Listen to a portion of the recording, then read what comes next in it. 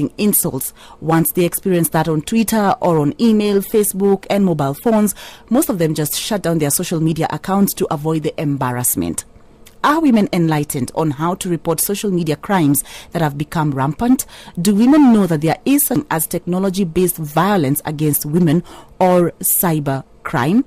Now, the Kenya ICT Action Network, KICTANET, is a multi-stakeholder platform for people and institutions interested and involved in ICT policy and regulation. The network aims to act as a catalyst to reform in the ICT sector in support of the national aim of ICT-enabled growth and development. And this morning on the Big Debate, we've got Githaiga from the Kenya ICT Action Network, KICTANET, and also from the International Association of Women in Radio and Television, IAWRT. Welcome to the Big Debate, Grace. Thank you. Maybe you could tell us a little bit more about yourself in relation to KICTANET and IAWRT, that is the International Association of Women in Radio and Television.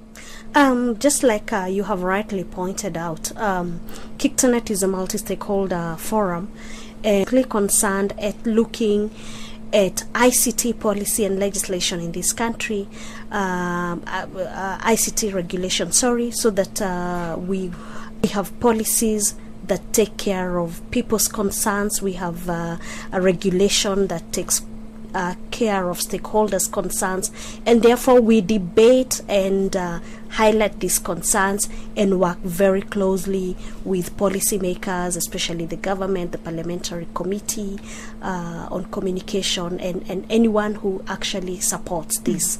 So the relationship between KICTANET and IAWRT, an association that I have belonged, I have been a member for many years, is that in 2010, KICTANET conducted a study to look at the dark side of ICTs and how, they affect women.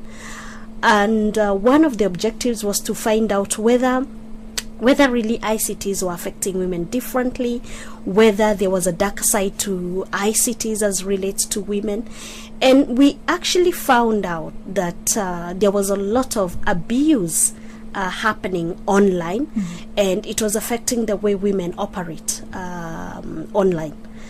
Then in 2012, we again updated the study, which we completed in 2013, and we found out that with the proliferation of ICTs and the fact that we have now more users embracing, say, the internet through the cell phones, actually the abuses had increased. And therefore, I would just want to say that sometimes people do not realize that those abuses are happening, or they do not realize that what they're going through is actually a technology-based violence. And I want a lot of women visit social media sites.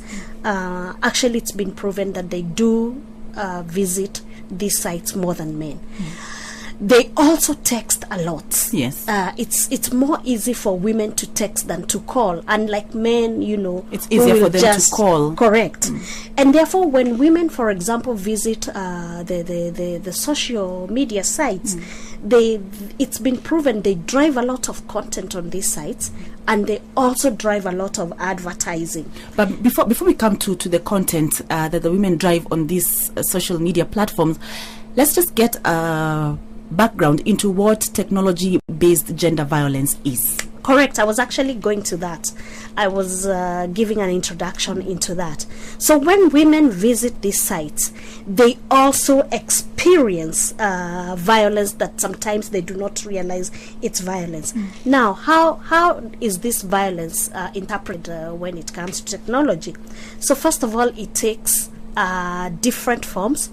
So I think the most famous is circulation of demeaning images of women, especially nude pictures. There's nude pictures, and most we've seen the practice has been that those pictures have been photoshopped, and in particular on women who have a status in this country, women in leadership, women in leadership in various areas. It also takes the form of cyber stalking. So you have this person who who has been following you or is your former boyfriend or partner, and they are always stalking you online, checking how you are acting on what are you doing on Facebook, and then just leaving nasty messages for you. And unfortunately, a lot of women do not know that you can block such people, or you can put private settings so that only those you have accepted as friends can see what it is that you're putting there. Then we've also seen a lot of online harassment, and this harassment comes in various forms. Women are being abused, you're a prostitute, do something, for example, debates. Instead of those debates taking on a content angle, those debates take a below the belt angle, and this is demeaning to women. We've also seen the issue of vulgar text messages targeting women, or vulgar, you open your Facebook and there are all these vulgar messages either on your days, and I think it is because now we have to register our SIM cards, and our serial number for the phones are known. So in that case, then it's going on. Now these these abuses and forms of violence are actually happening a lot on social media. So social net out of that, on blogs, on websites, and of course through text messages. Seen that because of this, a lot of women would rather, like you rightly pointed out, a lot of women, rather than face head-on these issues, they don't have the confidence. So first of all, their lack of their confidence is reduced. Yeah. So majority of them resort to bringing down their account, their Facebook accounts or social media accounts. Some will change their phone numbers. But is this a solution? Because how many times are you going to change your phone number? How many times are you going to? Because these people have a way of finding out your new account. Correct. Yes. It is not a solution. It is not a solution. And one of the things that the study came up, you found that in our in the Reformed Police Service now, they have what we call gender desks. But again, I think there is lack of awareness of those gender desks, because those gender desks rarely have someone seated there. But again, the fact that the desk is there, I think that's a step forward. Okay. And most now is to create awareness that actually there are mechanisms that you can report this. However, even if there are mechanisms to report, the study also found out that the law enforcement agencies are ill-equipped in technology-based devices. They don't have the capacity, they don't have the training, those laws, and most important, actually, they have very few resources. So, like you say, you go to those gender desks and there's someone that really is a demonstration that they are under. They don't have it resources to handle this. But Grace, you have gone and you have reported as a woman. Maybe this has happened on your Facebook account, and you've gone and you've reported. What next? Because again, one thing that social media, especially Facebook, allows these perpetrators to have is that they can remain faceless and nameless. They can use any sort of alias name out there, like people who call themselves something like rat race on Facebook. I mean, in as much as you could have an idea that this could be coming from so and so, after reporting, what next? I need to point out that technology is dynamic and it grows faster than the laws. So the laws have always to play catch up. That people should stop thinking that they can continue hiding behind a screen, because now, apart from the fact that there have been developments on geopolitical software that actually identifies where you are, we are seeing responses, especially from our Kenyan government, and there's a proposal right now on to have a cybersecurity bill, and this cybersecurity bill deals with such issues as hate speech and cyber stalking, spamming people's emails, and all of them have actually fines and sometimes you could be fined, or you will find yourself in. And I think this will act as a deterrent. For example, on hate speech, the proposal is to have somebody fined 1 million Kenyan shillings, or I think, is it 5 or 3 years? I forget. But you see, that's going to be a deterrent. But most important is also that the regulator, the communications authorities, so we are going to have technical responses that will no longer allow people to hide. So I think the regulator is in the right direction, in the sense that the fact that we have to register the SIM cards, we are actually seeing a reduction in those hate messages and text messages. Then we are supposed to move into Internet Protocol 6, which allows us to communicate online, and that will show each gadget and where that gadget is connected, so people will no longer continue to hide. But also now it's just that people are ignorant. You can actually be traced using an IP address. I know people have used Outlook, which is what spammers use, because it doesn't show exactly where you are. But let me tell you, if law is interested in catching you, they will actually trace you on that. And therefore, I need to tell people that it's time they start being responsible. It's time that knowing that Big Brother is watching. Now, just before we go for, I like that, Big Brother is watching. Before we go for break, IAWRT launched a campaign on how to report violations, including those via social sites. And the technology was geared towards making women brave enough to report the insults they encounter in social media. You've just said that over the years it's been noticed, it's been reported and documented that women basically don't report these crimes. After these, lead to this. I think there's also, what we are seeing is that, yes, we have a collaborative map between IAWRT and KICTANET, and it's called KICTANET, where we have been encouraging those who have undergone our trainings to actually start mapping these stories. However, there are challenges.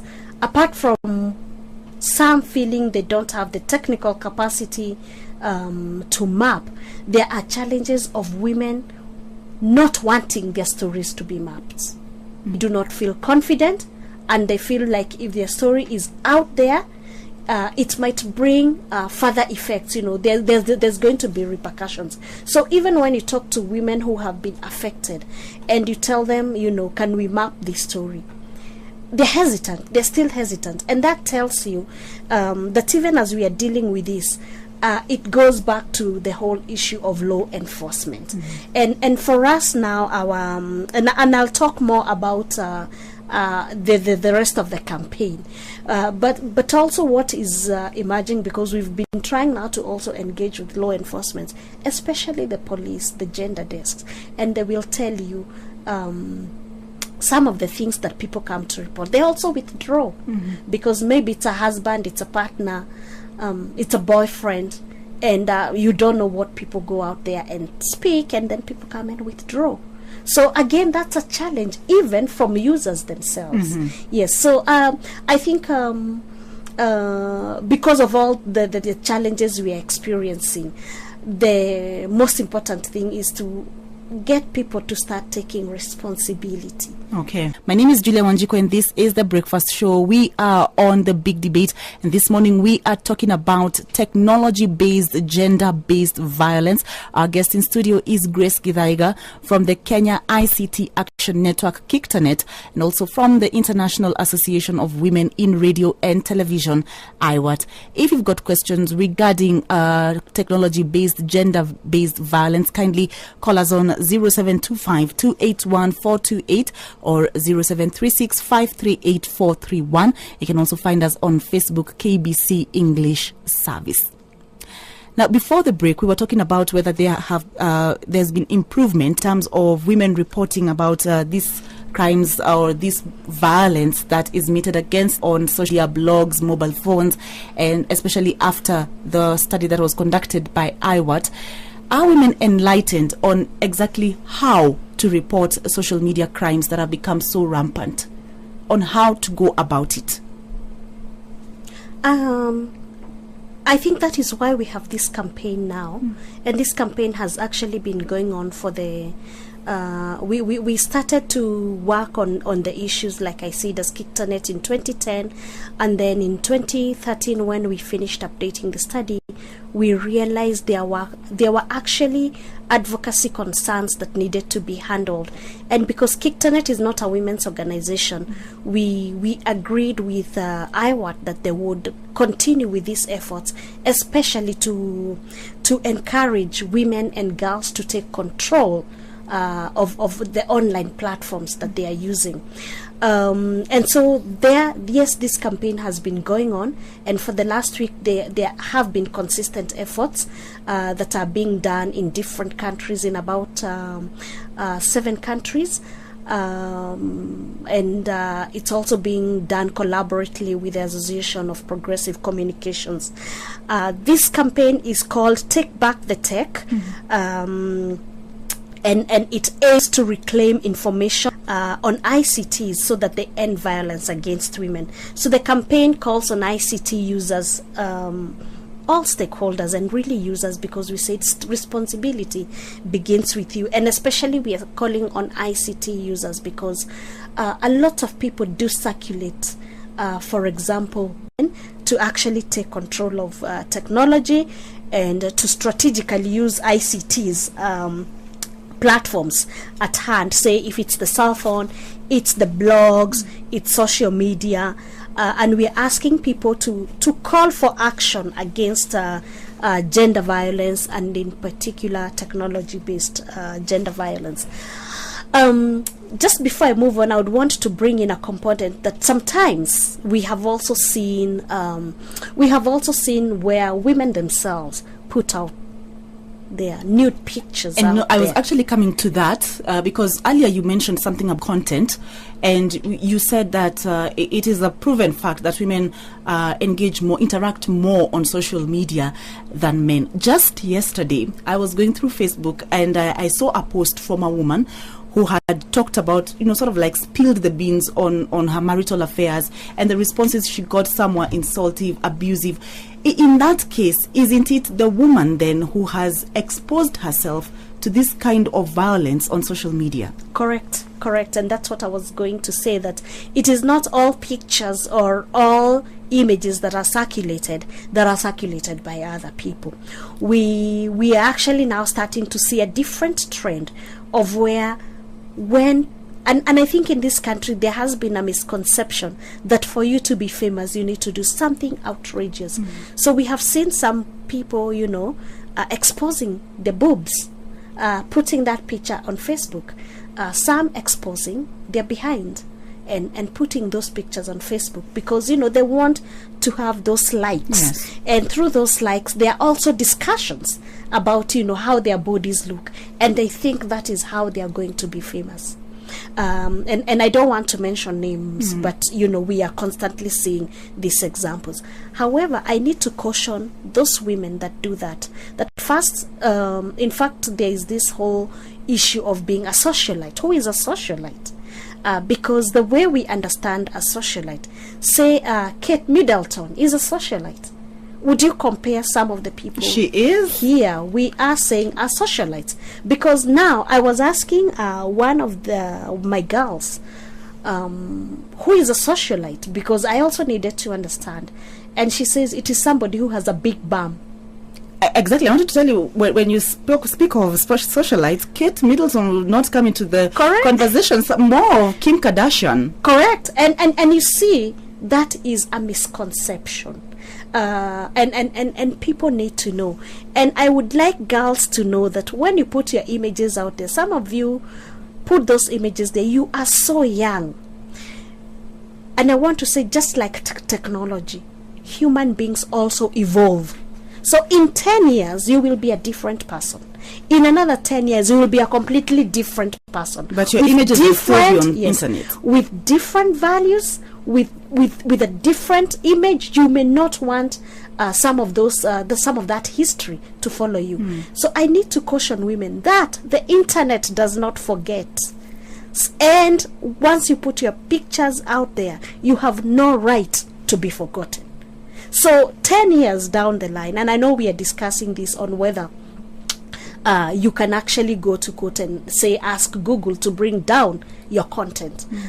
In the European industry, it's being discussed, and there's almost some agreement that certain content can be pulled down. Okay. However, I want to say that we have not reached there. So you may check on online right now. You can Google and you will see that probably some of the content that put 10 years is still online. So that is one component. But the other component is also where women share their nude pictures with their boyfriends. And I don't know whether these pictures are shared in moments of passion. But I also need to caution women that please be judicious when you share those pictures, because the trend that we are also seeing and what came out of the study that we conducted is that after a relationship goes sour, those pictures are posted on Facebook, they're circulated on email by that very partner that you thought you loved. So please, women, be judicious. All right. Remember, we are taking your comments and questions on 0725281428 or 0736538431. Hello, KBC. Good morning. Good morning. Morning. Hello. Very good discussion you have. Uh-huh.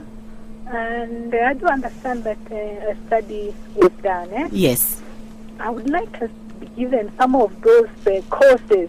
Why do people go out of their way to start, having this sort of act on social media? And how much did women themselves, say, for example, me as a person, if I get this attack, how much have I contributed from that study?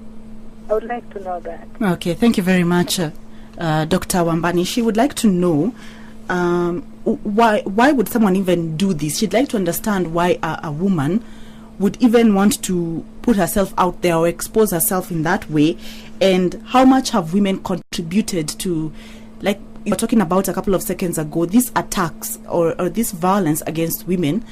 How much have they themselves contributed towards it? I think we were dealing with that before we took the question. And one of the things we said is that there is a misconception that you can only become a star or mind. And I think it's a misconception and people need to get it right.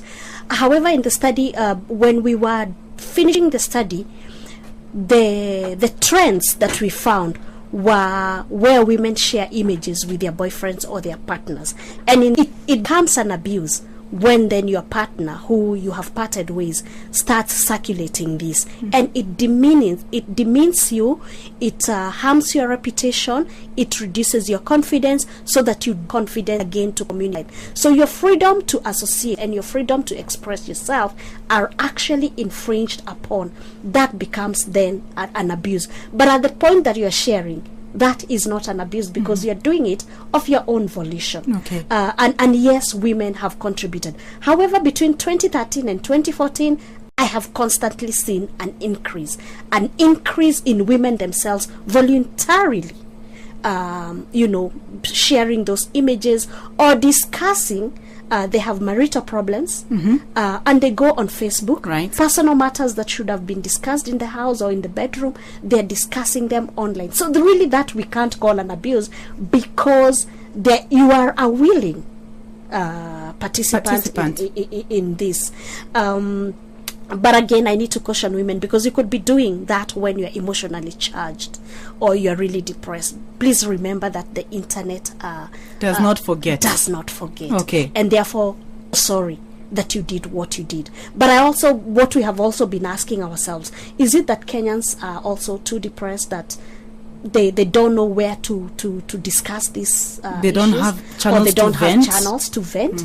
Because why would you handling what it is? So online platforms are not really mechanisms for handling some of those concerns. All right, let's pick this call. Hello, KBC. Good morning. Hello. Good morning. Good morning. Hello, madam. How are you? We're fine, thank you. Mr. Mohammed calling you from Garissa County. Yes. Yeah, I would like to contribute the program today. Go ahead. Yeah, it's true that what I'm saying is absolutely what's happening even around in our county here. What happens? Okay. So, and we have seen these days that ladies themselves are now exposed because they now make themselves more than what we have seen our situation where when a lady covers herself is seen as immoral, and then when make herself naked, then they see her as a star. I wish we would have changed this. Thank you very much. Okay, thank you very much, Ali. He's talking about, from Garissa, talking about what you shared, what you're talking about, this belief that the more we see of you, the bigger the star you become. But let me ask, who has put these standards? Who has made women, I'm not making excuses, but I'm saying, who has come up with these standards that if you don't see, because if they expose them... I don't necessarily think so. I actually think I want to differ with you on that, because I'll give an example. I tell you, anytime you expose yourself, yes, you become the talk, even with the media, but the same media will actually start criticizing you. So society, yes, prescribes standards, but at some times it doesn't show you how to achieve those standards. But I want to be the trend that we have observed now as people work in internet governance is actually, yes, when you do that, you become famous on Facebook. You have 20,000 likes on your breasts, or you have 50,000 likes on your bum. But no serious brand will touch you. And I want to give an example. I won't mention name, but we have one example of somebody who was in Big Brother Africa. Right. The people who were in Big Brother when she was there are either in radio, they're doing movies, they're doing serious stuff, they're doing great adverts, serious brands.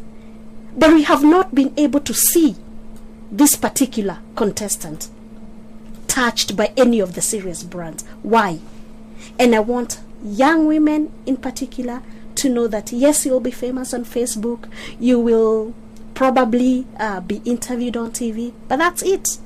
That's as far as it goes. A serious brand like Coca-Cola will not touch you to advertise their product.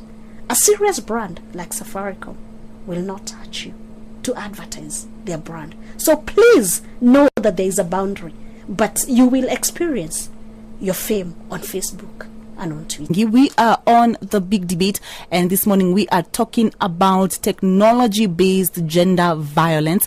Our guest in studio is Grace Githaiga from the Kenya ICT Action Network, KICTANET, and also the International Association of Women in Radio and Television, IAWRT. We are talking about why, whether you are aware that there is something known as technology-based violence, especially against women, and cybercrime, and what needs to be done, what is being done, what can be done to stop or reduce the rates at which we are seeing this, because women rarely report cases of gender-based violence through mobile phones and social media platforms. They appear to shy away from reporting insults, and once they experience that kind of treatment on Twitter, email, Facebook, blogs, mobile phones, most of them just shut down their social media accounts to avoid the embarrassment. We are also taking your comments and questions on 0725 281 428 or 0736 538 Now, Grace, why would you say women reporting insults through technology? Why is that so? I think I did highlight that, first of all, there's lack of awareness that you can report, but also the fact that our laws are weak in handling that, and our law enforcers are also not equipped to handle they are ill-equipped to handle such cases because they themselves may not understand the law. They've actually, in our engagement, they've pointed out that even the law that is being used, say, to arraign people who have abused each other on text messages are weak and are really not serving as a deterrent as you'd expect, because people are being charged under the Kenya Information and Communication Act, Article 29, where people, instead of being charged for the content that you have circulated, you're actually charged for misusing a telecommunications gadget. And they say you only get 6 months. So they feel that 6 months is really not a deterrent. But the proposed cybercrime bill is actually going, if used effectively and if it goes through, it's going to serve as a deterrent, and we hope that we will start seeing change.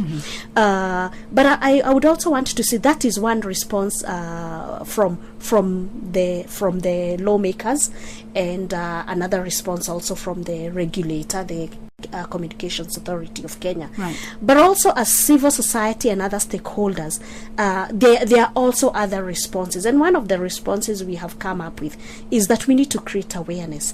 So, for example, in the last 2 weeks, we've been trying to get people to target.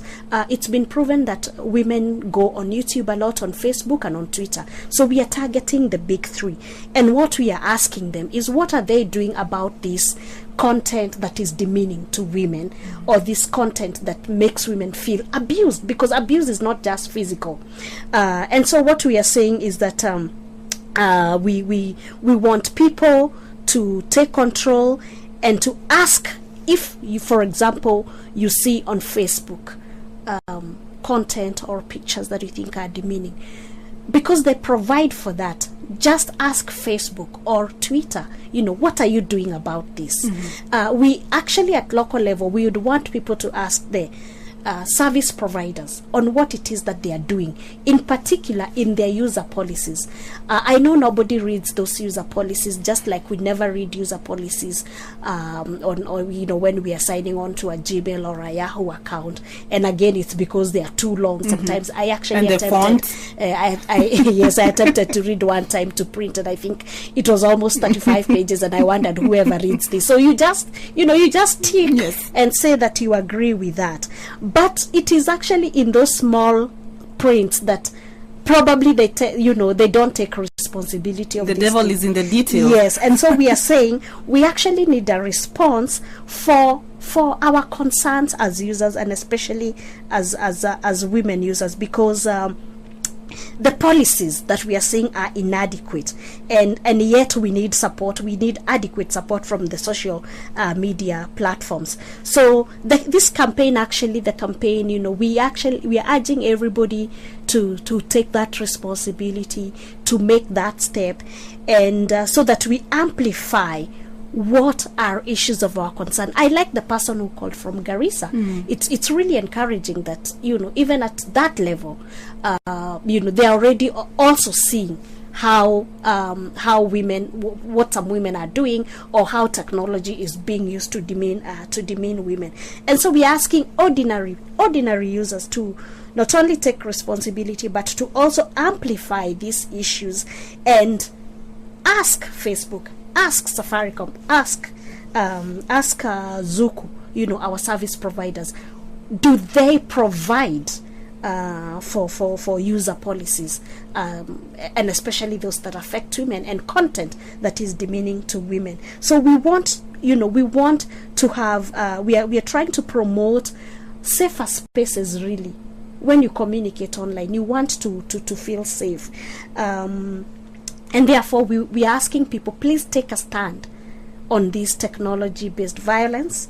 Ask our service providers in their terms of reference to consider having a clause that protects women.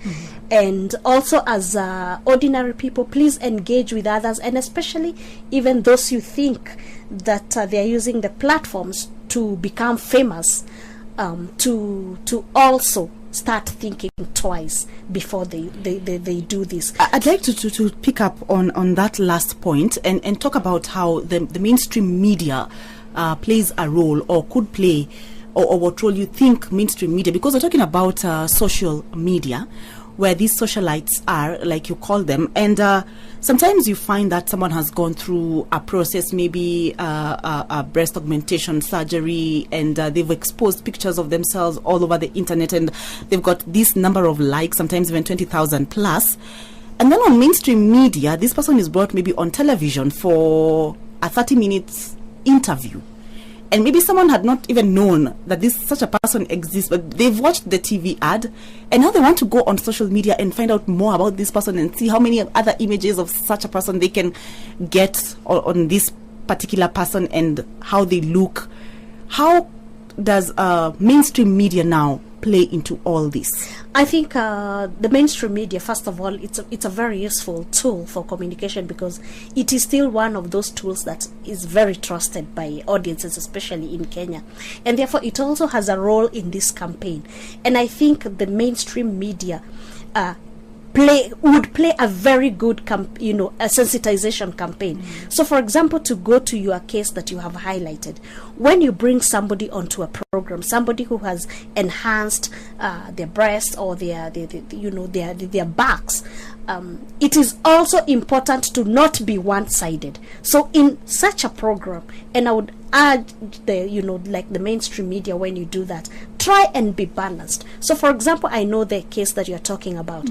I would have wanted, for example, to have a doctor who does surgery on those enhancements to actually come and tell us the process and what are the side effects, so that people make a decision knowing that there is a side effect. I know also there are people who have gone through the process and they complain that after a while, if it's your breast, one breast falls, or one bum falls, and it would have really been useful to have somebody still on the show talk about such it. So the thing is to be balanced, but also to be objective, because in that particular program, it was projected as this is the trend, this is the fashion, and I know so many young women are thinking that that is what they need to do. So yes, they go onto social media, they actually Google information on that, and I guess we don't that they are going to do. But I also want to say that same media that builds somebody, people need to be very careful, because it is the same media that will come back and criticize you and bring your downfall. And very soon you start acquiring new terms of embattled, of besieged, yes. Or you do know those terms that are used. So I want people to be very careful, and when you're making that decision, please make an informed decision.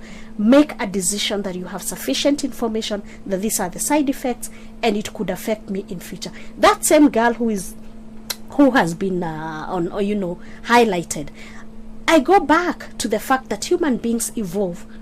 What, say for example, in another 10 years, you never know what, life changes. Right. She may want to become a pastor in a church or to preach.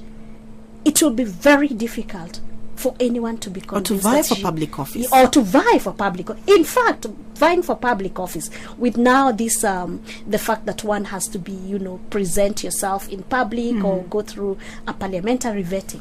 Are they really going to make it? And people need to know. Please just know that, again, I want to say that the internet does not forget. So that information may be used against you. It might work against you. Now, in a minute or so, what more do you think should be done or ought to be done to address technology-based violence, especially against women? I think we have just said we need law enforcers to be trained on how to deal with this. We need our laws to actually we need laws to be put in place and to start enforcing them on so that we have a deterrent. But also in terms of technical, the regulator is already handling that. We're already seeing the government coming up with the responses. What we also is for users to now start taking responsibility and to also know that freedom of expression is never absolute. Freedom of expression, even online, comes with responsibility. And your right to communicate stops where mine begins. So if you're going to start to abuse me, then your right to communicate stops right there. Right. Exactly. And as we wrap up, we have been seeing a trend whereby, like the cases you've highlighted, and people being asked, you know what, already you're commanding, you have an audience. Whether what you're saying out there is good or what you're portraying is good or bad, the fact is you have an audience. So maybe you need to use your position, maybe to tone down on some of these things. And they say, you know what, it is not my job to bring up your children. Do not abdicate your responsibility as a parent to me. It is, don't go telling me I need to be a role model. It is your job to bring up your children. So you sit in a corner and watch me being me. Yeah, and I think the media really has a major role to play, because it is actually the media that is giving these people bandwidth. It's the media that's giving these people airtime. Come on my television show and talk about it. Why are you giving them 30 minutes and making them look like what they are doing is positive? what is it that they are doing? Is it offensive to public morality? And when somebody responds like that they do not have a responsibility of bringing up your children, then you know things are not right. But Grace, someone will argue, this is my body, I have a right over my body, I have a right to do with my body whatever I want. Correct, but do it in your privacy. Don't come and convince young minds that have not developed that it is the right thing. Thank you very much, Grace, for speaking with us on The Big Debate.